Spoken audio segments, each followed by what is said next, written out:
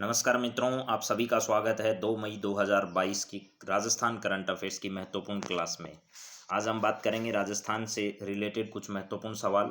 इस क्लास में बहुत सारे सवाल आप लोगों को कवर करवाए जाएंगे और निश्चित तौर पर वो आपकी परीक्षा के लिए लाभदायक होंगे। तो चलिए मित्रों, शुरुआत करते हैं बिना किसी देरी के। सबसे पहला सवाल आपकी स्क्रीन पर आ चुका है, ज़रा इसका जवाब देने की कोशिश करिएगा। आपको सारे सवाल आएंगे, लेकिन बार बार आपको रिवाइज तो चीज़ों को करना ही होगा। करंट अफेयर्स ही आपका मजबूत पक्ष होने वाला है पेपर में। इन्वेस्ट राजस्थान 2022 का आयोजन उद्योग विभाग द्वारा राजस्थान में कब से कब तक किया जाना है, यानी उद्योग विभाग द्वारा इसका आयोजन किया जा रहा है, जिसकी मंत्री कौन है? शकुंतला रावत हैं। कौन है भैया? शकुंतला।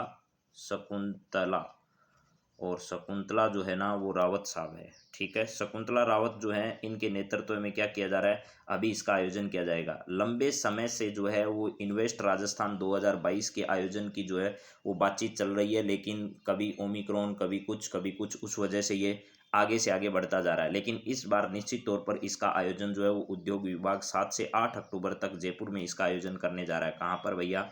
जयपुर में इसका आयोजन किया जा रहा है। लेकिन ध्यान रखना, फर्स्ट जिला स्तरीय जो है, जिला स्तरीय अगर बात की जाए जहां पर इन्वेस्ट राजस्थान समिट का आयोजन किया गया, वो राजस्थान का पहला जिला है जिसका नाम क्या है? भीलवाड़ा है। भीलवाड़ा पहला जिला है जहां पर जिला स्तरीय इन्वेस्ट राजस्थान समिट का आयोजन किया गया था। तो भीलवाड़ा ऐसा पहला जिला है। और जयपुर में अभी इन्वेस्ट राजस्थान 2022 का आयोजन किया जाएगा 7 से लेकर के 8 अक्टूबर तक। इसके माध्यम से राजस्थान में उद्योग को ज़्यादा से ज़्यादा किस प्रकार बढ़ाया जा सकता है, किस प्रकार औद्योगिक इकाइयाँ राजस्थान में सर्वाधिक मात्रा में लगाई जा सकती है, इस पर लगातार सरकार का प्रयास जारी है। तो सरकार इस हेतु प्रयास भी कर रही है। तो यहाँ पर आपको ये ध्यान रखना है कि इसका अभी आयोजन 7 से 8 अक्टूबर तक होना है जयपुर में। इसके बाद है डेफ ओलंपिक में भाग लेने वाले भारत के नंबर 1 डेफ शटलर अभिनव का संबंध राजस्थान में कहाँ से है? तो अभिनव जो है वो राजस्थान के जयपुर से संबंधित हैं। और अभी जो ये ब्राज़ील में चल रहा है मेरे दोस्तों, डेफ ओलंपिक जो है वो कहाँ पर आयोजित किया जा रहा है? ब्राज़ील में आयोजित किया जा रहा है। ब्राज़ील, वहाँ ब्राज़ील में ये इस प्रतियोगिता में भाग ले रहे हैं। राजस्थान के कई खिलाड़ी हैं, भारत के भी कई खिलाड़ी हैं, यानी जिनकी सुनने की और बोलने की क्षमताएं जो हैं, जिनकी नहीं है, जिनको कुछ लोगों को दिखाई भी नहीं देता, ऐसे लोगों के लिए डेफ ओलंपिक का आयोजन किया जा रहा है। और वो आयोजन कहाँ पर हो रहा है? ब्राज़ील में हो रहा है। और राजस्थान के खिलाड़ी हैं जिनका नाम है अभिनव, ये शटलर हैं। तो इनका संबंध जो है वो कहाँ से है? जयपुर से है। जयपुर राजस्थान की राजधानी भी है, और प्लस वर्तमान में औद्योगिक क्षेत्र की दृष्टि से लगातार जो है वो धीरे धीरे आगे बढ़ रहा है। यानी एक जो है वो दूसरे तरीके का हब भी, यहाँ पर व्यापार का बड़ा हब भी जयपुर बनता जा रहा है। चलिए अगला सवाल देखिए। हाल ही में आकाश मिसाइल का जो एडवांस्ड वर्जन है उसका सफल परीक्षण इनमें से राजस्थान में कहाँ पर किया गया?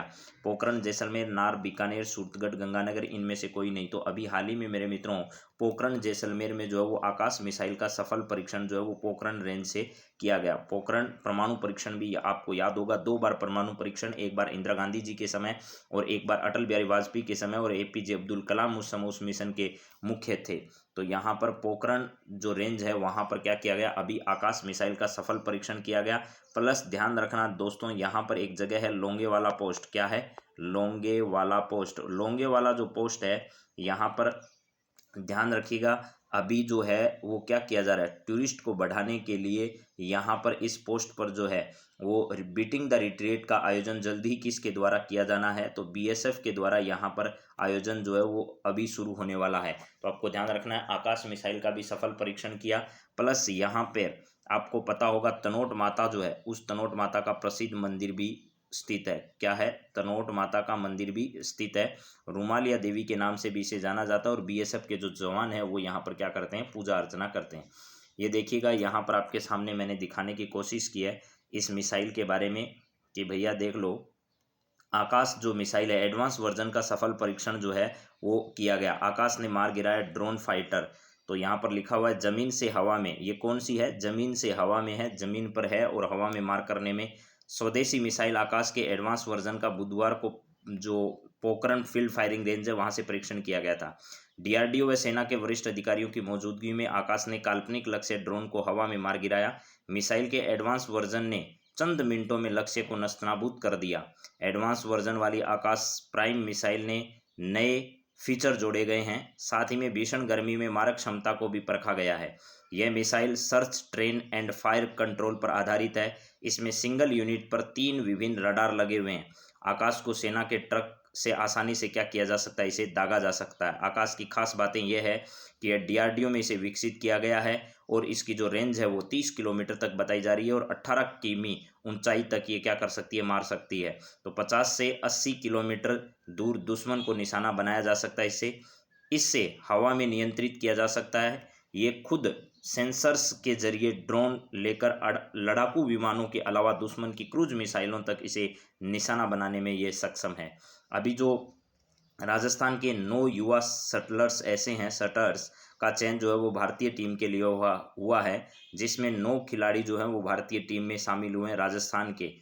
यानी शूटिंग में 9 खिलाड़ी ऐसे हैं जो भारतीय टीम में क्या किए गए, शामिल किए गए। राजस्थान के कौन कौन से शूटिंग से संबंधित जो हैं वो खिलाड़ी, उनका नाम सुन लीजिएगा ज़रा, क्योंकि परीक्षाओं में नाम आ जाता है। दिव्यांश पवार है, ये 10 मीटर एयर राइफल सीनियर वर्ग में है। Dipendra Singh Shekhawat 50 metre air rifle है, जूनियर वर्ग में है। और इसके अलावा 50 मीटर 3P जो राइफल जूनियर वर्ग है उसमें भी हैं। इसके अलावा अमन चौधरी, इसके अलावा यशवर्धन, इसके अलावा मानिनी कौशिक और निशा कंवर यहाँ पर आपके सामने है। आत्मिका गुप्ता और इसके अलावा कार्तिराज राठौड़ और आत्मिक गुप्ता, देवांशी कटारा, ये सभी खिलाड़ी जो हैं वो राजस्थान राइफल एसोसिएशन के अधिकारियों के द्वारा इनका क्या किया गया है, चुनाव किया गया है। तो ये राजस्थान की ओर से देश का क्या करने वाले हैं, नेतृत्व करने वाले हैं। शूटिंग के क्षेत्र में लगातार राजस्थान जो है वो अपनी कीर्तिमान स्थापित करता जा रहा है। अवनी लेखरा का नाम भी आपने सुना होगा। दिव्यांश पवार भी परीक्षा में पहले आ चुके हैं और आगे परीक्षा में आएंगे आपके।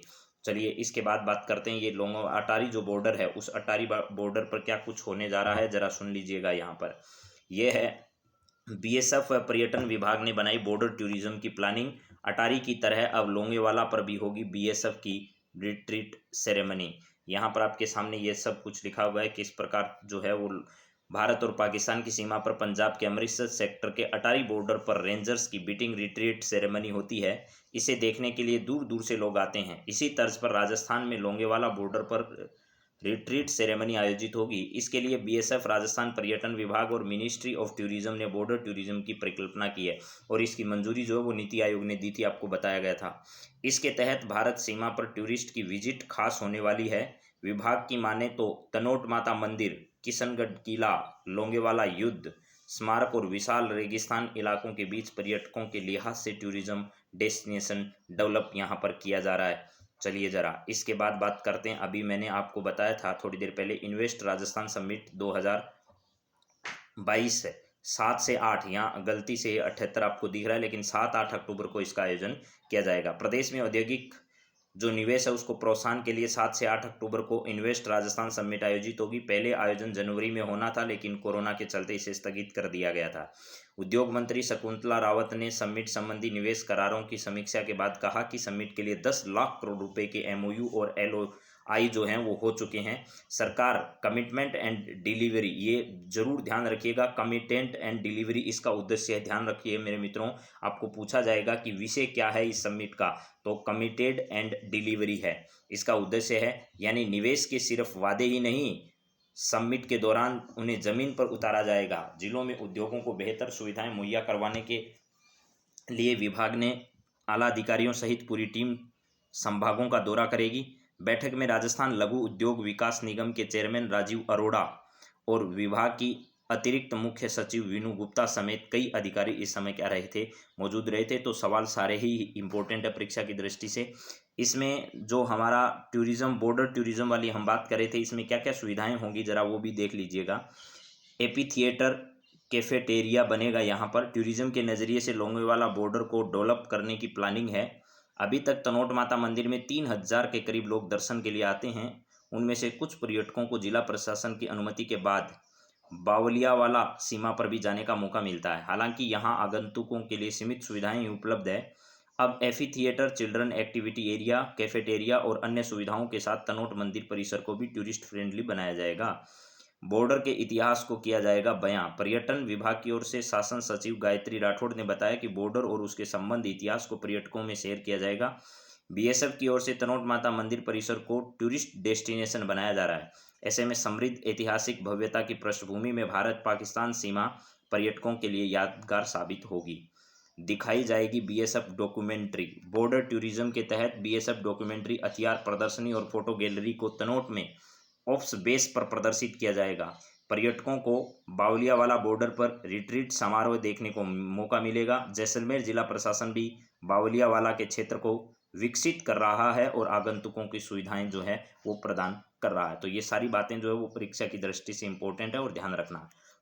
चलिए अब आगे बात करते हैं कुछ सवालों पर। अगला सवाल आपके सामने है, जयपुर के निशानेबाज विवान कपूर ने इटली में आयोजित शॉटगन वर्ल्ड चैंपियन में हाल ही में कौन सा पदक जो है वो प्राप्त किया है। विवान कपूर इनका नाम है। इन्होंने कौन सा मेडल जो है वो अभी हाल ही में इस प्रतियोगिता में जीता है, आपको उसका नाम बताना है। स्वर्ण पदक जीता है या फिर रजत पदक जीता है या कांस्य पदक या इनमें से कोई नहीं। तो ध्यान रखिएगा, विवान जो हैं इन्होंने, विवान कपूर इन्होंने कौन सा पदक जीता है, तो इन्होंने रजत पदक जो है वो हासिल किया है। कहाँ पर आयोजित की गई थी? इटली में आयोजित की गई थी मेरे मित्रों। इटली जो है वो ध्यान रखना यूरोप का भारत कहलाता है। यूरोप का भारत किसे कहते हैं? इटली को कहते हैं। यूरोप का भारत जो है वो किसे कहते हैं भैया? इटली को कहा जाता है। यूरोप का भारत इटली को कहा जाता है। और वहाँ पर एक प्रतियोगिता का आयोजन किया गया, निशानेबाजी प्रतियोगिता, जिसमें जयपुर के रहने वाले विवान कपूर ने जो है वो रजत पदक क्या किया है? हासिल किया। चलिए इसके बाद आगे बात करते हैं और क्या है।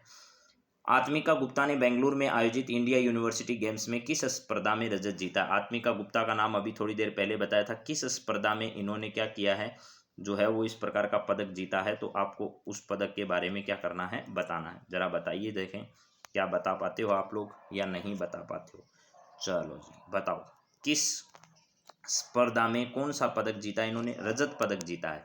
10 metre air rifle, 50 metre air rifle, 10 metre pistol, 50 metre pistol. तो 10 मीटर एयर राइफल जो प्रतियोगिता है इसमें इन्होंने, आत्मिका गुप्ता ने, बेंगलुरु में जो आयोजित हो रही है इंडिया यूनिवर्सिटी गेम्स, उसका क्या किया है? मेडल इन्होंने जीता है। और वो भी कौन सा पदक जीता है? तो रजत पदक इन्होंने क्या किया है? हासिल किया है। इन गेम का उद्घाटन एम वेंकैया नायडू जो हमारे उपराष्ट्रपति हैं उन्होंने किया था। ये बात भी इंपॉर्टेंट है। और बेंगलुरु कर्नाटक में इनका क्या किया जा रहा है? आयोजन किया जा रहा है। और ये दूसरे हैं। पहले गेम्स जो हैं उनका आयोजन, ऐसे गेम्स का आयोजन कहाँ पर किया गया था? तो उड़ीसा में इस प्रकार के गेम्स का आयोजन किया गया था। तो मेरे हिसाब से ये सब बातें आप लोगों को समझ में आ गई होगी। चलिए अगला सवाल देखते हैं क्या है। अगला सवाल है, राज्य का कौन सा वन्य जीव अभ्यारण्य हाल ही में इको सेंसिटिव जोन को कम करने को लेकर चर्चा में आया था? थोड़े दिन पहले ही आपने पढ़ी होगी इसके बारे में खबरें। तो है ऐसा आपके क्षेत्र में नारगढ़ है या ताल छापर है या कुंभलगढ़ है या रामगढ़ विषधारी अभ्यारण्य है? तो ताल छापर जो है वो चूरू जिले का है। कहाँ पर है भाई? चूरू जिले में है। और कृष्ण मृग के लिए ये क्या है? बड़ा प्रसिद्ध है। चूरू जिले में स्थित है ताल छापर। और किसके लिए प्रसिद्ध है? ये भी परीक्षा में कई बार सवाल आ चुका है। कृष्ण जो मृग हैं, कृष्ण मृग जो हैं उनकी वजह से ये बड़ा क्या है?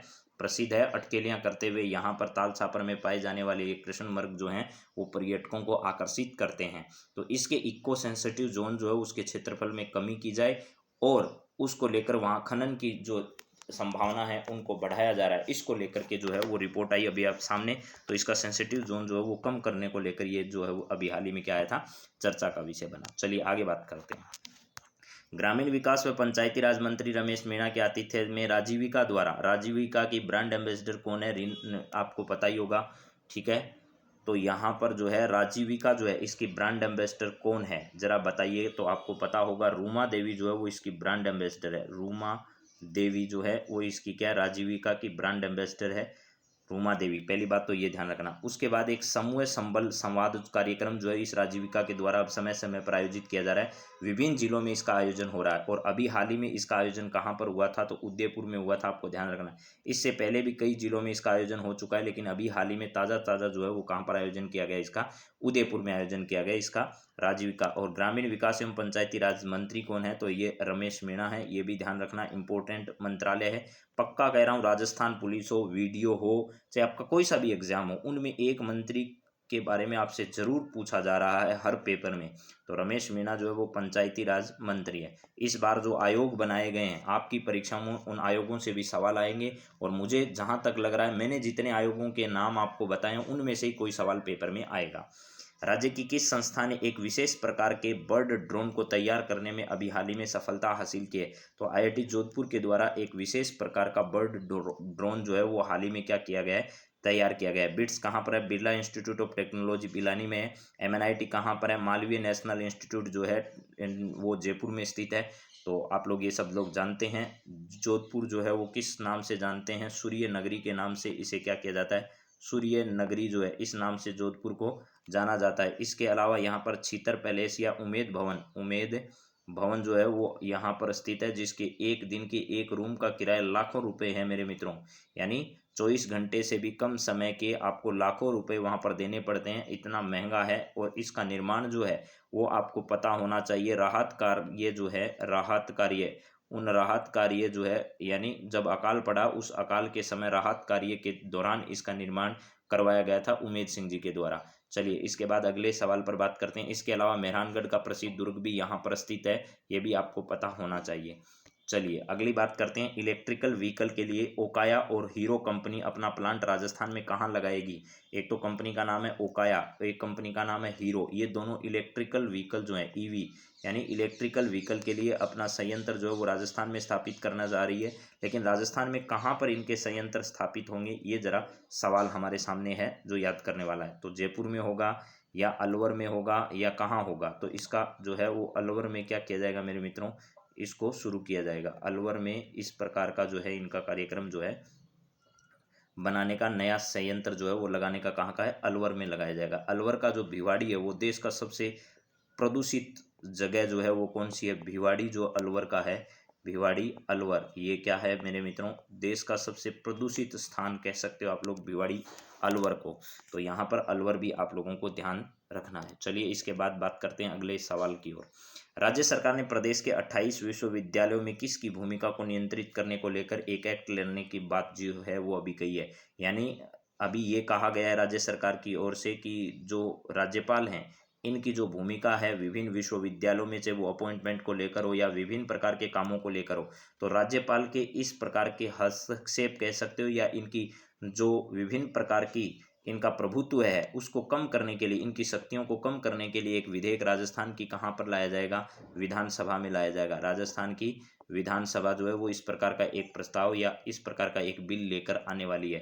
तो राज्यपाल जो है इनकी शक्तियों को कम करने को लेकर, शक्ति का मतलब ये नहीं है कि भाई जिस प्रकार की संविधान में उल्लेखित शक्ति है वैसा कर पाने का तो विधानसभा की औकात नहीं है, लेकिन इनकी कुछ भूमिकाएं जो इस संबंध में है, विश्वविद्यालय के संदर्भ में है, उनको क्या किया जा सकता है? कम किया जा सकता है।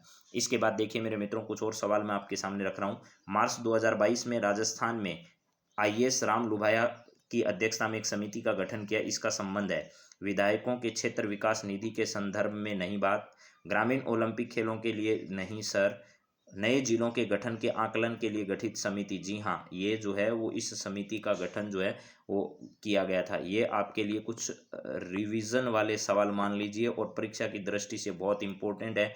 इसका मतलब मैं ये कह देता हूँ, ये सब इससे आगे जितने सवाल आपको ये करा रहा हूँ ये सब क्या है? 5 स्टार वाले सवाल हैं जो भी परीक्षा में छपने वाले हैं। पीछे वाले भी बहुत इंपॉर्टेंट थे लेकिन आगे वाले जो हैं वो पीछे के सवाल ही मैं वापस ले रहा हूँ। राज्य की शिक्षाविद कौन हैं जिन्हें प्रतिष्ठित Vikram Sarabhai teacher scientist national award क्या किया गया था? प्रदान किया गया था। नेशनल साइंटिस्ट नेशनल अवार्ड जो है वो Vikram Sarabhai teacher scientist national award किसे प्रदान किया गया था? तो BS शर्मा को, डॉक्टर बलदेव सिंह को, डॉक्टर GS मेनारिया को। डॉक्टर GS मेनारिया जो है इनको यह पुरस्कार क्या किया गया था? प्रदान किया गया था। तो GS मेनारिया जो है इनको यह क्या किया गया था? प्रदान किया गया था। GS मेनारिया को यह पुरस्कार जो है वो अभी हाल ही में प्रदान किया गया। चलिए अगला सवाल जरा देखिए। राजस्थान को वर्ष 2020 के लिए राष्ट्रीय जल पुरस्कार के लिए कौन सी श्रेणी में पुरस्कृत किया गया था? 2020 जो आया था, जल शक्ति मंत्रालय द्वारा यह पुरस्कार प्रदान किए जाते हैं। 2020 के लिए राजस्थान को जो है तृतीय पुरस्कार जो है वो प्राप्त हुआ था, और 2021 के लिए अभी हाल ही में दिया गया था, उसमें पहला उत्तर प्रदेश को और दूसरा जो है वो किसको मिला है, राजस्थान को मिला है। तो ध्यान रखिएगा, यहाँ तो तीसरा और यहाँ कौन सा है, दूसरा। इंपॉर्टेंट सवाल है। इसके बाद देखिए अगला सवाल क्या, राज्य की किस पैरा ओलंपिक खिलाड़ी ने स्पेनिश पैरा बैडमिंटन 2022 प्रतियोगिता में 2 स्वर्ण पदक जीते। राजस्थान के किस पैरा ओलंपिक खिलाड़ी, की नहीं है, राजस्थान के कह दीजिए आप लोग, राजस्थान के किस पैरा ओलंपिक खिलाड़ी ने स्पेनिश पैरा बैडमिंटन 2022 में प्रतियोगिता में 2 स्वर्ण पदक जीते। तो उनका नाम है कृष्णा नागर। क्या है भैया, कृष्णा नागर है, जिनका संबंध वर्तमान में जयपुर से, जयपुर में ये तैनात है, तो जयपुर में है, कृष्णा नागर का संबंध है। चलिए इसके बाद बात करते हैं, यहाँ पर जयपुर में आयोजित 50वें राष्ट्रीय सीनियर पुरुष हैंडबॉल प्रतियोगिता का सर्वश्रेष्ठ खिलाड़ी का सम्मान किसे दिया गया। सुधीर सिंह को, सुखवीर सिंह को, सुखराम को, या फिर अन्य में किसी को नहीं दिया गया, या रणवीर सिंह को दिया गया। तो इसका सही जवाब है सुखवीर सिंह को इसका बेस्ट अवार्ड दिया गया था। जयपुर में आयोजित की गई थी 50वीं राष्ट्रीय सीनियर पुरुष जो हैंडबॉल प्रतियोगिता है, उस प्रतियोगिता में सुखवीर सिंह को स्वर्ण पदक हासिल हुआ या सम्मान हासिल हुआ।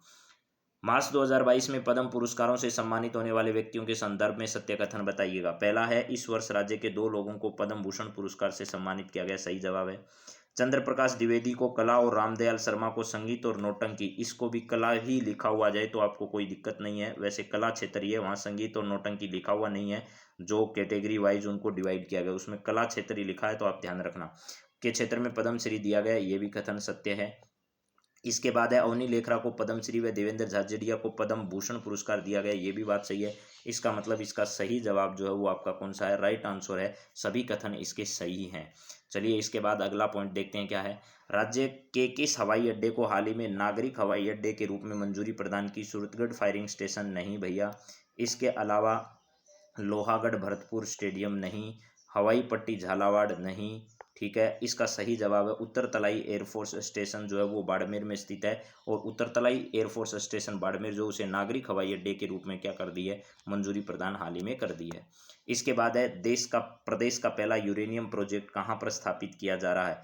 राजस्थान में प्रदेश का पहला यूरेनियम प्रोजेक्ट जो है राज्य का वो कहाँ पर हो रहा है। लक्ष्मणगढ़ सीकर, खंडेला सीकर, कुचामन सिटी, नागौर, चिडावा, झुंझुनू। तो इसका सही जवाब है मेरे मित्रों खंडेला सीकर जो है, खंडेला सीकर। यहाँ पर खंडेला सीकर में क्या किया जा रहा है, खंडेला सीकर, यहाँ पर खंडेला सीकर जो है इसमें ऐसा किया जा रहा है। चलिए इसके बाद अगली बातचीत करते हैं, अगला पॉइंट देखते हैं क्या है, सीकर जिले का कौन सा गांव यूरेनियम उत्पादन के लिए चर्चा में अभी हाल ही में। तो एक तो आपको अभी बताया यूरेनियम प्रोजेक्ट, वो तो खंडेला सीकर में, और यूरेनियम के उत्पादन के लिए एक गांव जो है वो चर्चा में है, उसका नाम है खेड़ी रामला। क्या है, खेड़ी रामला नाम का एक गांव है, खेड़ी रामला, खेड़ी और क्या है, खेड़ी रामला गांव है, रामेला, खेड़ी रामला। ये खेड़ी रामला कहाँ पर है, तो सीकर जिले में स्थित है, सीकर जिले में ये क्या है, स्थित है। चलिए इसके बाद आगे बात करते हैं, अगला सवाल है, वर्ष 2023 की 108वीं इंडियन साइंस कांग्रेस के आयोजन हेतु प्रदेश के किस शहर का चुनाव किया गया। तो इसका आयोजन वर्ष 2023 में किया जाएगा। कब, वर्ष 2023 में इसका आयोजन किया जाएगा, और कहाँ पर किया जाएगा, तो इसका आयोजन किया जाएगा राजस्थान के उदयपुर में। कहाँ पर, उदयपुर में इसका आयोजन किया जाएगा। तो आप लोग शायद समझ गए होंगे कि उदयपुर में इसका आयोजन होने वाला है, उदयपुर इसका सही जवाब है। चलिए आगे बढ़ते हैं, अगला सवाल है, बजट 2022-23 में किस जनजाति समूह है और वर्ग के लिए 200 दिवस मनरेगा रोजगार की घोषणा की गई है। यानी बाकी को देखो 100 दिवस का रोजगार, उसको बढ़ाकर जो है वो 125 दिन कर दिया गया है, प्लस अब कुछ लोग ऐसे हैं जिनको 200 दिन का रोजगार उपलब्ध करवाया जाएगा। उसमें सहरिया है, कथोड़ी है, विशेष योग्यजन है, यानी इन सभी को, तीनों को, सहरिया, कथोड़ी, सहरिया कौन सा है भैया, सहरिया 12 में है, सहरिया आपको पता होगा। सहरियाओं का कुंभ जो उसका आयोजन किया जाता है, सीताबाड़ी का मेला है जो 12 में लगता है। इसके अलावा कथोड़ी जनजाति जो है, कथोड़ी, ठीक है, ये कथोड़ी उदयपुर के आसपास के इलाके में है। इसके अलावा विशेष योग्यजन जो है, इन तीनों को क्या किया जाएगा, इसमें 200 दिन का रोजगार उपलब्ध करवाया जाएगा। इसके बाद हाल ही में लागू किए गए सार्वजनिक परीक्षा भर्ती में अनुचित साधनों की रोकथाम के उपाय विधेयक 2022 के संदर्भ में प्रावधान शामिल हैं। दोषियों को 3 से लेकर के 10 वर्ष तक की सजा होगी, ये भी सही है। फिर 2 वर्ष तक की परीक्षा के लिए उसे डिफाल्टर घोषित किया जाएगा, ये भी सही है। 10 लाख से लेकर 10 करोड़ तक का उस पर जुर्माना लगेगा, ये भी सही है। संपत्ति कुर्क चल व अचल संपत्ति को जब्त किया जाएगा, ये भी सही है, यानी ये सभी है। लेकिन मेरे दोस्तों ये सिर्फ बकवास है, ये दिखावा करने के लिए ऐसा किया गया है। इसमें एक बात कही गई है कि ये सब किसकी मर्जी से होगा, सरकार की अनुमति से होगा, सरकार की अनुमति से, सरकार की अनुमति से होगा। और ये पंक्ति लिखते ही इसका पूरा जो है ना वो सब कुछ समाप्त हो गया। ये मान लो ऐसा करना नहीं करना, ये सब जो है वो बेकार है, दिखावा किया गया है मात्र। रीट के जो दुश्मन थे उन दुश्मनों को तो बचा दिया गया सरकार के द्वारा। अब आगामी आने वाली भर्तियों में भी कुछ इसी प्रकार होगा, क्योंकि ये रुकने वाला नहीं है। ये सब जो है वो दिखावा किया गया सरकार की तरफ से अपने लोगों को बचाने के लिए। और आगे भी अगर उनके लोग फंसते हैं तो उनको इससे बचाया जा सकता है, क्योंकि अपने लोगों के खिलाफ सरकार कभी भी मंजूरी नहीं देगी और बिना सरकार की मंजूरी के ऐसा नहीं किया जा सकता। अगर ये एक कानून होता और कानून की तरह से कोर्ट के द्वारा भी अगर इस पर सख्त कार्रवाई की जाती तो निश्चित तौर पर ऐसे लोग जो हैं वो कभी भी ये काम करने के लिए मजबूर नहीं होते या जानबूझकर ऐसा काम करते। प्रदेश में चलाए जा रहे प्रशासन और शहरों के संग अभियान को पीछे कब तक के लिए बढ़ाया गया था, तो ये ध्यान रखना 31 मार्च तक के लिए इन्हें बढ़ाया गया था। अब 31 मार्च की अवधि क्या हो चुकी है, समाप्त हो चुकी है। तो आपको ध्यान रखना है 31 मार्च 2022 तक के लिए क्या किया गया था, बढ़ाया गया था। 31 मार्च 2022 के लिए तक इनको क्या किया गया था, बढ़ाया गया था।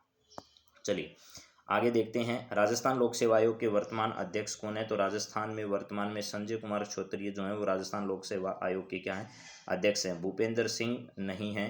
डीबी गुप्ता जो हैं वो सूचना आयोग मुख्य सूचना आयुक्त हैं। उषा शर्मा राजस्थान की दूसरी महिला मुख्य सचिव है। निरंजन कुमार आर्य पूर्व मुख्य सचिव हैं और वर्तमान में राज्य के मुख्यमंत्री के क्या हैं, सलाहकार हैं। और स्टेट कमिश्नर हैं किसके भैया, स्काउट गाइड के। स्काउट गाइड जो उसके स्टेट कमिश्नर कौन है, निरंजन कुमार आर्य हैं।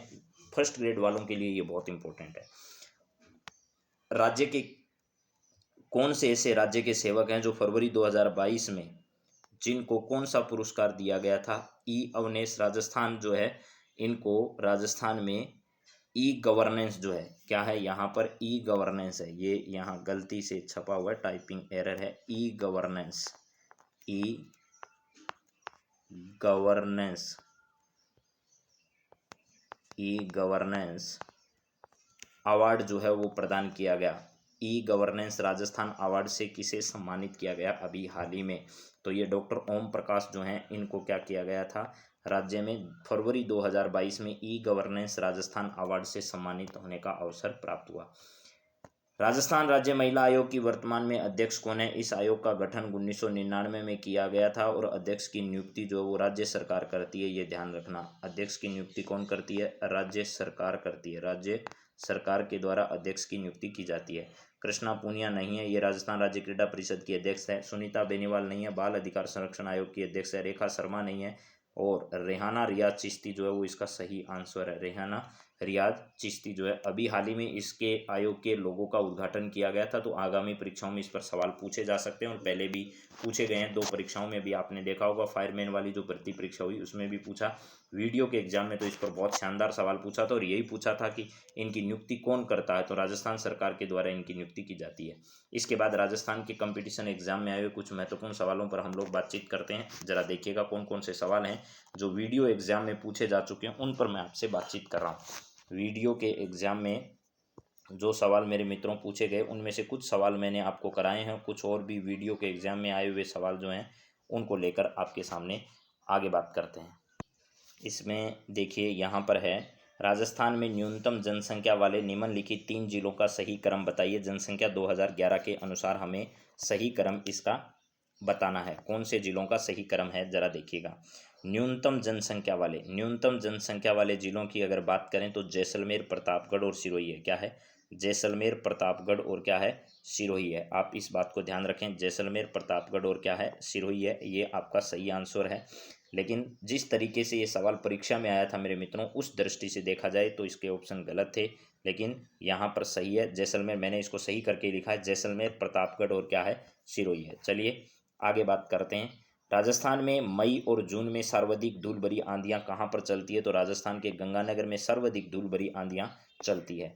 इसके बाद है राजस्थान में निम्न में से कौन सा एक बालू का स्तूप का प्रकार नहीं है? बरखान, सीप, पैराबोलिक और थली। जो है मेरे मित्रों आपको पता होना चाहिए, सीप जो है वो भी राजस्थान में क्या है, बालू का स्तूपों के प्रकार हैं। राजस्थान में बालू का स्तूपों के प्रकार है, बरखान भी है, पैराबोलिक है, इसके अलावा भी बहुत सारे प्रकार हैं। इनके लगभग 7 से 8 प्रकार जो हैं वो इनके हमारे बालू का स्तूपों के बारे में बताया गया है, जिसमें अनुदेदेरीय है, अनुप्रस्थ है, ये सब बालू का स्तूपों के प्रकार है। लेकिन थली जो है वो क्या है मेरे मित्रों, बालू का स्तूपों का प्रकार नहीं है। थली तो आप लोगों को पता होगा, पानी इकट्ठा जहाँ हो जाती है उस प्रकार के क्षेत्र जो हैं उनको बनाए जाने की एक प्रक्रिया संरक्षण के लिए, जल संरक्षण के लिए काम आने वाला है। राजस्थान में कृषि जनगणना 2015-16 के अनुसार कुल पुरुष प्रचलित जोतों की संख्या कितनी है? तो ये भी आपको मैंने बार बार पढ़ाया है, पुरुष कितने, महिला कितनी, टोटल कितने। तो ये पुरुषों का जो आंकड़ा है वो ध्यान रखना, 68 पॉइंट क्या है, 68.66 लाख जो है वो पुरुषों का है, और महिला जो है 7.75 लाख है। महिलाओं का कितना है, 7.75 लाख महिला है।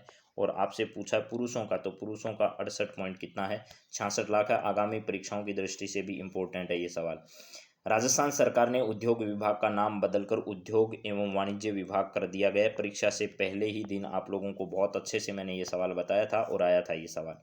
इसके बाद है प्रधानमंत्री कृषि सिंचाई योजना, सूक्ष्म सिंचाई योजना में वित्त पोषण केंद्र और राज्यों का कितना है, 60 और 40 का अनुपात है। केंद्र और राज्यों का क्या है, 60-40 का अनुपात है मेरे मित्रों। आपको ये अनुपात जो है वो जिनका अलग है उनका याद रखना है, बाकी याद करने की जरूरत नहीं है, 60-40 है। 2001 की तुलना में 2011 की जनगणना के अनुसार राजस्थान में नगरीय क्षेत्रों में लिंगानुपात प्रति 1000 पुरुषों पर कितनी महिलाओं में बढ़ोतरी दर्ज की गई है? तो आपको मालूम होना चाहिए मेरे मित्रों कि यहाँ पर जो है वो 903 से लेकर के 924 हो गया मामला। 903 से लेकर कितना हो गया, 924 हो गया। तो बढ़ोतरी आप अंदाज़ा लगा सकते हो, 903 से लेकर के 903 जो है यहाँ से कितना हो गया, 924 हो गया। तो 903 से 924 हुआ है, इसका मतलब 21 जो है इसकी क्या हुई है, यहाँ पर वृद्धि दर्ज की गई है। चलिए इसके बाद अगली बात करते हैं। यहाँ पर आपके सामने लिखा है 1822 में गठित मेरवाड़ा बटालियन का मुख्यालय कहाँ रखा गया था? तो मेरवाड़ा बटालियन का मुख्यालय जो है वो ब्यावर में रखा गया था। मेरवाड़ा बटालियन का 1800, सीधा ऐसा भी पूछा जा सकता है, मेरवाड़ा बटालियन का मुख्यालय जो है वो तो कहाँ है, ब्यावर में, और इसका गठन कब किया गया था? तो 1822 में इसका गठन हुआ, और ब्यावर जो है यहाँ पर इसका क्या रखा गया था, ब्यावर में इसका मुख्यालय रखा गया था। चलिए इसके बाद आगे बात करते हैं। अगला सवाल, कमला और इलायची किस चित्रकला शैली के अग्रणी महिला चित्रकार हैं? तो ध्यान रखना है मेरे मित्रों, एक ही चित्रकला शैली ऐसी है जिसमें इन दोनों के नाम दिए गए हैं। तो नाथ द्वारा चित्रकला शैली ऐसी है जिसे कमला और इलायची का नाम दिया गया है। आपको पता होगा नाथ द्वारा जो है वो यहाँ पर की पिछवाइयाँ जो हैं, पिछवाई कला क्या है, पिछवाई कला, पिछवाई, ये पिछवाई कला यहाँ की क्या है, प्रसिद्ध है। चलिए यहाँ पर है अगला सवाल, मिर्जाई, दूतई और डगला किसके प्रकार है? अंगरखी के, पगड़ी के, धोती के, लहरिये के। तो ये अगर आपने नई जो हम पुस्तक आपको पढ़ा रहे हैं कक्षा 10 की इतिहास और संस्कृति की पुस्तक, उसमें पिछले वाला जो कमला और इलायची वाला का सवाल कराया वो भी हूबहू छपा हुआ आप देख लेना।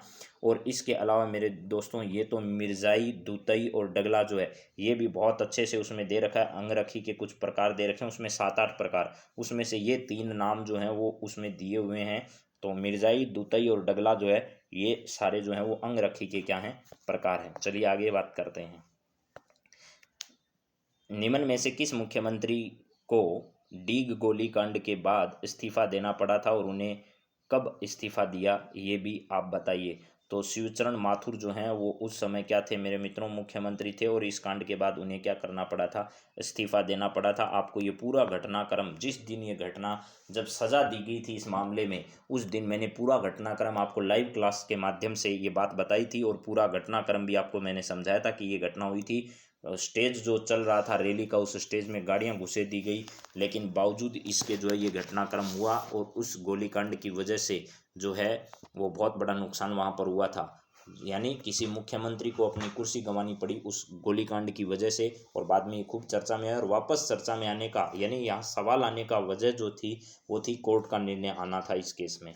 चलिए इसके बाद है अगला सवाल, राजस्थान के किस वर्ष जिला ग्रामीण विकास अभिकरण का विलय जिला परिषदों में कर दिया? पहले जो है वो जिला परिषदों के स्थान पर जिला ग्रामीण विकास अभिकरण हुए करते थे, उनका विलय कर दिया गया था मेरे दोस्तों डीआरडीए में। डीआरडीए का मतलब ग्रामीण विकास अभिकरण में विलय कर दिया गया। और कब किया गया था? तो 2003 में इसका विलय इसमें कर दिया गया था। तो इसकी सही डेट जो है वो क्या है, 2003 है। चलिए इसके बाद आगे बात करते हैं। 2018 तक राजस्थान विधानसभा के कितने आम चुनाव संपन्न हो गए, ये भी सवाल आप लोगों को पता ही होगा मेरे हिसाब से। राजस्थान के 2018 में जो चुनाव हुए थे, राजस्थान विधानसभा के कितने आम चुनाव संपन्न हो चुके हैं। तो राजस्थान विधानसभा में 15 आम चुनाव जो हैं वो क्या हो चुके हैं, संपन्न हो चुके हैं। ठीक है, अभी आगे 2023 में जो है वो 16वें होंगे। 2023 में जो है वो चुनाव होने वाले हैं राजस्थान विधानसभा के, वो 16 नंबर के होंगे। चलिए आगे बात करते हैं। राजस्थान सिविल सेवा अपील अधिकरण कहाँ पर स्थित है। सिविल सेवा अपील अधिकरण जो है वो राजस्थान के कहाँ पर है, जयपुर में, राजस्थान की राजधानी में क्या है, स्थित है। राजस्थान की राजधानी जयपुर में ये स्थित है। अब आएगा एक महत्वपूर्ण सवाल जिसके बारे में मैंने अभी बातचीत आपसे की थी। ये सवाल बहुत अच्छा लगा मुझे। राजस्थान राज्य महिला आयोग के संदर्भ में कौन सा कथन सत्य है, और इसको मैंने 5 स्टार दी। जिसने भी पेपर बनाया हो वाकई में बहुत सोच समझकर उसने इस सवाल को डाला, और बहुत ही अच्छा सवाल था। यानी आयोग के अध्यक्ष व सदस्यों की नियुक्ति कौन करता है, राज्यपाल करता है। ये गलत बात है मेरे मित्रों, ये क्या है, गलत बात है, ऐसा नहीं होता। आयोग का गठन 15 मई 1999 को किया गया था, ये सही है। यह एक गैर संवैधानिक और परामर्शकारी संस्था है, ठीक बात है। इसका कार्य महिला उत्पीड़न से संबंधित शिकायतें सुनना तथा उनकी जांच करना है, ये सब सही है। लेकिन इसका सही आंसर क्या होगा, यही होगा। यानी इसमें असत्य कथन है, राज्यपाल नहीं करता है। कौन करता है भैया, राज्य सरकार करती है, ये ध्यान रखना। राज्य सरकार के द्वारा इन सब की नियुक्ति की जाती है, राज्य सरकार करती है। और वर्तमान में कौन है, रेहाना रियाज चिश्ती है। रेहाना रियाज चिश्ती जो है, रेहाना रियाज चिश्ती इसकी अध्यक्ष है, जिसके बारे में आपसे सवाल पूछा जा सकता है आगामी परीक्षाओं में। चलिए अगला सवाल है, राजस्थान में लोकायुक्त वार्षिक प्रतिवेदन किसको प्रस्तुत करता है। अगर आपने कल की मेरी रिकॉर्ड की गई क्लासें जो है वो अगर देखी है, तो लोकायुक्त जो है उन्होंने हाल ही में अपना प्रतिवेदन जो है वो किसको सौंपा था, तो राज्यपाल को सौंपा था। राज्यपाल को अपना प्रतिवेदन सौंपा था। आपको पता होगा पीके लोहरा जो हैं, राजस्थान के लोकायुक्त हैं पीके लोहरा, इन्होंने अभी हाल ही में वर्ष 2020-21 का जो है वो प्रतिवेदन किसको सौंपा था, तो राज्यपाल को सौंपा था। तो इसका सही आंसर जो है वो क्या होगा, राज्यपाल होगा। चलिए इसके बाद आगे बात करते हैं। वर्ष 2020 तक राजस्थान में पंचायती राज संस्थाओं की कितनी बार चुनाव हो चुके हैं। अभी जो हाल ही में हुए थे 2020 में, उससे पहले 10 बार हो चुके और 2020 में 1 बार हो चुके, यानी टोटल मिलाकर 11 बार हमारे यहाँ पर क्या हो चुके हैं, स्थानीय निकाय जो हैं उनके चुनाव हो चुके हैं राजस्थान में। तो ये आप लोगों को क्या करना है, ध्यान रखना है। इसके बाद आगे देखिए मेरे मित्रों, यहाँ पर कुछ राजस्थान के इतिहास, कला, संस्कृति सब के मिक्स करके मैंने कुछ सवाल यहाँ पर डालने की कोशिश की है, और मुझे पता है कि आपको ये सवाल बड़े पसंद आएंगे। 50 सवाल मैं पहले करा चुका हूँ, 50 से आगे बात करते हैं। राजस्थान में किसे मरुभूमि की कोकिला कहा जाता है, तो आपको पता होगा अल्लाह जिलाबाई जो मांड गायिका है, वो राजस्थान की क्या कहलाती है, मरुभूमि की कोकिला कहलाती है। मरु कोकिला के नाम से भी उसे जानते हैं। करौली क्षेत्र में केला देवी की आराधना में गाए जाने वाले गीत को लंगूरिया कहते हैं, ये भी बात आप जानते हैं। बहुत आसान सवाल मैंने लिए हैं, लेकिन फिर भी आपको आने चाहिए ये सवाल। चुनाई का कार्य करने वालों को क्या कहा जाता है, तो चुनाई का काम करने वाले को चेजारा कहते हैं मेरे दोस्तों। खेतों में जुताई के बाद भूमि को समतल करने की जो फेरा जाने वाला मोटा पाट जो होता है उसे चावर कहा जाता है, उसे चावर कहा जाता है, जो पीछे पीछे फेरा जाता है उसमें। चलिए इसके बाद अगला है, राजस्थान में महिला रोजगार कार्यालय की पृथक से स्थापना कहाँ पर की गई, तो जयपुर में महिलाओं के लिए अलग से रोजगार कार्यालय खोला गया है। महिलाओं के सशक्तिकरण हेतु विभिन्न क्षेत्रों में कार्य करने वाली व्यक्तियों को अंतर्राष्ट्रीय महिला दिवस पर कौन सा पुरस्कार दिया जाता है, तो आपको पता होगा स्त्री शक्ति पुरस्कार, महिला शक्ति पुरस्कार दिया जाता है। ठीक है, महिला शक्ति पुरस्कार दिया जाता है। तो जननी शक्ति पुरस्कार नहीं, महिला शक्ति पुरस्कार जो इस अवसर पर दिया जाता है। किस नदी को बागड़ व कांठल की गंगा कहा जाता है, बागड़ की और कांठल की गंगा माही को कहा जाता है। ज्वार सागर बांध चंबल नदी पर स्थित है मेरे मित्रों, और कोटा बूंदी क्षेत्र जो है वो यहाँ पर स्थित है। इसके बाद और देखिए कुछ अच्छे सवाल क्या हैं। गोगा जी का प्रमुख मेला गोगा मेडी हनुमानगढ़ में कब लगता है, पहली बात तो ये ध्यान रखना। तो भाद्रपद माह जो उसके कृष्ण पक्ष की नवमी को बड़ा मेला आयोजित किया जाता है। जबकि दूसरा मेला कहाँ भरता है, एक तो गोगा मेडी हनुमानगढ़ में, और दूसरा चूरू जिले के जो है वहाँ पर भरता है। प्लस इसके साथ साथ गोगा जी की ओल्डी जो सांचौर में है वहाँ पर भी मेला भरता है। तो यहाँ चूरू वाला ऑप्शन नहीं है। चूरू में ददरेवा में भी मेला भरता है, हनुमानगढ़ के गोगा मेडी में भी भरता है, और गोगा जी की ओल्डी जो है वो सांचौर में भी ये मेला भरता है। भारतीय डाक विभाग ने किस लोक देवता की पेड़ पर यानी फड़ पर है, ये डाक टिकट जारी किया। देवनारायण जी की पेड़ नहीं है, ये क्या है, फड़ है मेरे मित्रों। यहाँ पर आप लोग ध्यान रखिएगा, ये क्या है, फड़ है। इस फड़ पर क्या किया गया है आपको जानकारी होनी चाहिए। यहाँ पर सबसे छोटी फड़ और सबसे बड़ी फड़ जो है वो किसकी है, देवनारायण जी की है, जिस पर इस प्रकार जो है वो क्या की गई है, डाक टिकट जारी की है। मेवाड़ के रक्षक के रूप में किसे जाना जाता है, झाला बीदा को, भामा शाह को, सहाय साली राम को, महाराणा प्रताप को। भामा शाह को क्या किया जाता है, मेवाड़ के रक्षक के रूप में जाना जाता है। ऐसा कहा जाता है कि मेवाड़ की रक्षा उन्होंने की थी महाराणा प्रताप को अपना धन देकर। धारी संस्कार राजस्थान की किस जनजाति में प्रचलित है, तो राजस्थान के सहरिया जनजाति जो है उनमें इस प्रकार का जो है वो प्रचलन है। सहरिया जनजाति जो है उसके द्वारा क्या किया जाता है, इस प्रकार के संस्करण धारी संस्कार जो है वो सहरिया जनजाति से संबंधित है। चलिए आगे बात करते हैं, कुछ और सवाल भी हैं। तो बहुत अच्छे सवाल मैंने यहाँ पर लिए हैं, आप लोगों को निश्चित तौर पर इन सवालों से कुछ सहायता मिलने वाली है। राणा पूंजा किस राजा का सेनापति था, तो महाराणा प्रताप का सेनापति था राणा पूंजा। भील नाम से पूंजा भील भी कहते हैं। वीर विनोद कवि श्यामल दास द्वारा के लिखी गई। और मेहंदी जो है वो सोजत की प्रसिद्ध है। लहसुन जो है वो बारां का है। इस घोल जो है वो जालोर का है। और किन्नू मेरे दोस्तों गंगानगर का प्रसिद्ध है, आपको ये जानकारी होनी चाहिए। कृष्ण मृग किस अभ्यारण्य में पाए जाते हैं, ये बताइए। कृष्ण मृग आज की क्लास में मैंने बात की है सबसे पहले ही, ताल छापर अभ्यारण्य में पाए जाते हैं। नाथ द्वारा में श्रीनाथ जी की मूर्ति को, श्रीनाथ जी की जो मूर्ति है उस मूर्ति के संदर्भ में, ये सवाल शायद मेरे हिसाब से छूट गया कहीं ना कहीं, कोई बात नहीं, अगली क्लास में इसको ले लेंगे, इसके ऑप्शन यहाँ पर नहीं दिए गए हैं। ठीक है, सिहाड़ गांव जो है उदयपुर में, वहाँ पर लगाई गई श्रीनाथ जी की मूर्ति जो है वो यहाँ पर प्रसिद्ध है। चलिए इसके बाद में आपको पता होना चाहिए, निम्न में से किसने माउंट आबू के राजस्थान में विलय में महत्वपूर्ण योगदान दिया था, तो गोकुल भाई भट्ट के योगदान की वजह से ही राजस्थान में से शामिल किया जा सका। महर्षि दयानंद सरस्वती का स्वर्गवास राजस्थान के किस स्थान पर हुआ, तो अजमेर में हुआ। जोधपुर के महाराजा जो थे उनकी एक नन्ही जान नाम की वेश्या जो थी उसके द्वारा इनको शीशा मिलाकर दे दिया गया था दूध में। दक्षिणी राजस्थान की जनजातियों में बड़ालिया क्या क्या अर्थ है, यहाँ पर बड़ालिया का क्या अर्थ है मेरे मित्रों, तो यहाँ है दो पक्षों के मध्य विवाह के संबंध में मध्यस्थता करने वाला बड़ालिया कहलाता है। राजस्थान का जलियांवाला बाग हत्याकांड जो है वो मानगढ़ धाम के नाम से जाना जाता है। वह कहाँ पर स्थित है, पहली बात तो ये आपको देखना है कहाँ पर स्थित है, तो यह बांसवाड़ा में स्थित है। ठीक है, निम्न में से टोंक मुस्लिम रियासत का संस्थापक कौन था, टोंक मुस्लिम रियासत का आमिर खां पिंडारी था। ठीक है, और इसके बाद सवाई जयसिंह द्वारा निर्मित वेधशालाएं जंतर मंतर में किस शहर में नहीं है, तो दिल्ली में है, मथुरा में है, उज्जैन में है, भोपाल में नहीं है, जयपुर में है। जयपुर की सबसे बड़ी है और दिल्ली की सबसे पुरानी है। भील ग्रासीय जनजातियों में धापा क्या कहलाता है, धापा भील ग्रासीय जनजातियों में कन्या पक्ष द्वारा वर पक्ष के से कन्या के बदले में ली जाने वाली धनराशि है, या वर पक्ष द्वारा कन्या पक्ष से भोज व धनराशि लेना है, या दोनों पक्षों द्वारा मिलकर विवाह का खर्च वहन करना है। इनमें से धापा क्या है, तो या फिर कन्या पक्ष द्वारा पुत्र जन्म पर आयोजित होने वाला उत्सव खर्च वहन है। तो इसका सही आंसर जो है वो मेरे मित्रों ए है, कन्या पक्ष द्वारा वर पक्ष से कन्या के बदले ली जाने वाली धनी राशि को क्या कहते हैं, भील और ग्रासीय जनजाति में उसे धापा कहते हैं। इसके बाद अगला सवाल आपकी स्क्रीन पर है, निम्न में से किस शास्त्रीय नृत्य की उत्पत्ति का संबंध राजस्थान से है, कथकली, कथक, कुचिपुड़ी, भरतनाट्यम। तो कथक जो है वो उसका मूल स्थान कहाँ है, राजस्थान को कहते हैं। कौन सा सही सुमेलित नहीं है, सज्जनगढ़ उदयपुर में, नाहरगढ़ अजमेर में नहीं, जयपुर में, मेहरानगढ़ जोधपुर में, लोहागढ़ भरतपुर में। नाहरगढ़ कहाँ पर है, तो नाहरगढ़ जो है वो जयपुर में स्थित है मेरे दोस्तों। राजपूताना नाम का प्रयोग सर्वप्रथम किसने किया था, तो जॉर्ज थॉमस के द्वारा 1800 में इस नाम का प्रयोग किया गया था। और रायथान का प्रयोग कर्नल जेम्स टोड ने किया था अपनी पुस्तक में। उदयनाथ पर्वत राजस्थान के किस जिले में स्थित है मेरे मित्रों, तो चलिए इस पर आगे बात करते हैं उदयनाथ के बारे में, कि उदयनाथ पर्वत जो है वो राजस्थान के किस जिले में क्या है स्थित है, तो यह जो है वो राजस्थान के अलवर जिले में क्या है स्थित है, राजस्थान के अलवर जिले में स्थित है।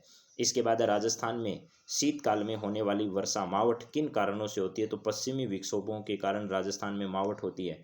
वर्ष 2011 की जनगणना के आधार पर राजस्थान के संबंध में कौन सा कथन सही नहीं है, सर्वाधिक महिला साक्षरता जयपुर में है, ये सही बात नहीं है। कोटा जो है वो आपको ध्यान रखना है। न्यूनतम महिला साक्षरता जालोर में है, सही बात है, न्यूनतम महिला साक्षरता जालोर में और न्यूनतम साक्षरता भी जालोर की है। महिला साक्षरता में सर्वाधिक वृद्धि डूंगरपुर में हुई है और न्यूनतम पुरुष साक्षरता प्रतापगढ़ में है। बात आ रही फुलवारी जो है वो विजयदान देथा के द्वारा लिखी गई प्रसिद्ध रचना है मेरे मित्रों। अरावली पर्वतमाला जो है उसके शिखर की दूसरी सबसे बड़ी ऊंची चोटी बताइए। दूसरी ऊंची चोटी आपको बतानी है।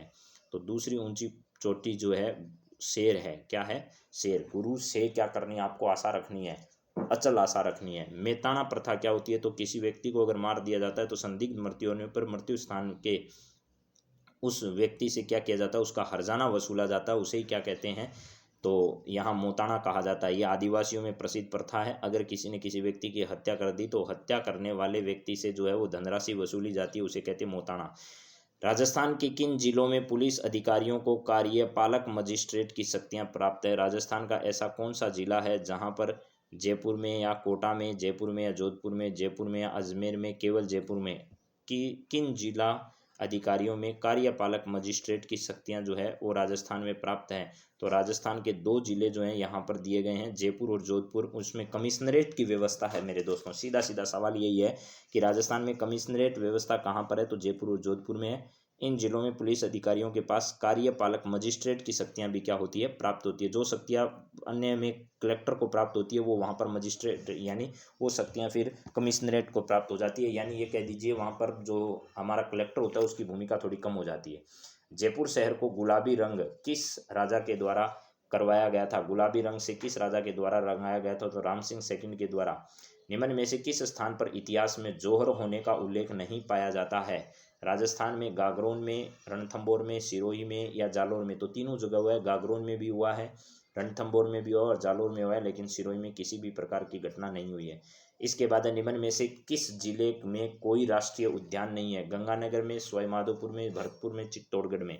तो यहाँ गंगानगर में कोई राष्ट्रीय उद्यान नहीं स्थित है। पर्यटन की दृष्टि से स्वर्णिम त्रिभुज, ये आरएस परीक्षा में प्री में आ चुका है मेरे मित्रों। 2018 प्री परीक्षा में ये सवाल पूछा जा चुका है। 18 क्या, अभी जो पिछला लेटेस्ट एग्जाम 2021 का हुआ उसमें पूछ लिया है। पर्यटन की दृष्टि से स्वर्णिम त्रिभुज यानी गोल्डन ट्राइंगल किसे कहा जाता है? तो जयपुर जैसलमेर उदयपुर, जयपुर जोधपुर उदयपुर, जयपुर आगरा दिल्ली। तो जयपुर आगरा और दिल्ली वाला जो है वो एक ट्राइंगल जो है वो बनता है, उसके संदर्भ में ये सवाल है। तो मेरे मित्रों आप सब लोग जो हैं वो इसी प्रकार इन सवालों को पढ़ते रहिए। कुछ सवाल मैं और ले रहा हूँ, उसके बाद हम जो है वो इस वीडियो को समाप्त करेंगे। निम्न में से किसे राजस्थान की बहुरूपिया कला को विदेश में प्रदर्शित किया था? राजस्थान की बहुरूपिया कला जो है उसको जानकी लाल भांड जो है, जानकी लाल भांड के द्वारा बहुरूपिया कला को प्रसिद्ध किया गया। 1857 के स्वतंत्रता संग्राम का राजपुताना में आरंभ नसीराबाद सैनिक छावनी से हुआ था। हल्दी घाटी एवं खानवा से संबंधित जिलों का क्रम से सही युग्म कौन सा है? हल्दी घाटी कहाँ पर स्थित है? तो राजसमंद में है और खानवा भरतपुर में स्थित है मेरे मित्रों। निम्न में से कौन सी भू राजस्व व्यवस्था राजा टोडरमल से संबंधित है? जब्ती, जो विभिन्न प्रकार की भू राजस्व व्यवस्थाएं हैं उनमें जब्ती व्यवस्था जो है राजा टोडरमल से संबंधित है। राणा कुंभा द्वारा निर्मित अचलगढ़ का, राणा कुंभा द्वारा निर्मित अचलगढ़ का किला किस स्थान पर स्थित है? अचलगढ़ का किला राजस्थान में माउंट आबू में स्थित है मेरे दोस्तों, जो कि कुंभा के द्वारा निर्मित किया गया है ऐसा बताया जाता है। मकराना में मिलने वाले विश्व प्रसिद्ध संगमरमर की किस्म क्या है? तो राजस्थान के मकराना में जो है वो कैल्साइट प्रकार का संगमरमर जो है वो पाया जाता है। सागरमल गोपा का संबंध जैसलमेर से है, जहां पर उनको जेल में ही क्या कर दिया गया था? अमानवीय यातनाएं देकर मृत्यु के घाट उतार दिया गया। सीताबाड़ी आज ही बताया है किस जनजाति से संबंधित है? तो मैंने आपको बताया था सहरिया जनजाति से संबंधित है सीताबाड़ी। निम्न में से किस राजा को अभिनव भट्टाचार्य, हिंदू सुल्तान, छाप गुरु, हाल गुरु, रायन और दान गुरु के नाम से जाना जाता है? तो महाराणा कुंभा जो है, राणा कुंभा जो है, इनको क्या किया जाता है? इन सभी उपाधियों से विभूषित किया जाता है। तो आप सभी मित्रों का आज की क्लास से जुड़ने के लिए बहुत बहुत धन्यवाद मित्रों। अगली क्लास में आप सभी से फिर मुलाकात करेंगे। तब तक आप अपनी तैयारी को और मजबूत करते रहिए, दृढ़ करते रहिए। इन दिनों में आजकल आप लोग वीडियो कम देख रहे हो, क्या पता आपको वीडियो अगर पसंद नहीं आ रहा है तो कोई दिक्कत नहीं है, आप बता दीजिएगा तो इनको बंद कर दिया जाएगा। लेकिन आप अपनी तैयारी को मजबूत करने के लिए ही आगे बढ़िए, लगातार कोशिश करिए। तो मैं आपका साथ देने के लिए तैयार हूं। मैं किसी लालच की वजह से ये वीडियो नहीं बना रहा हूं, सिर्फ आपका साथ देने के लिए, आपको तैयारी मजबूत कराने के लिए ही वीडियो बना रहा हूँ।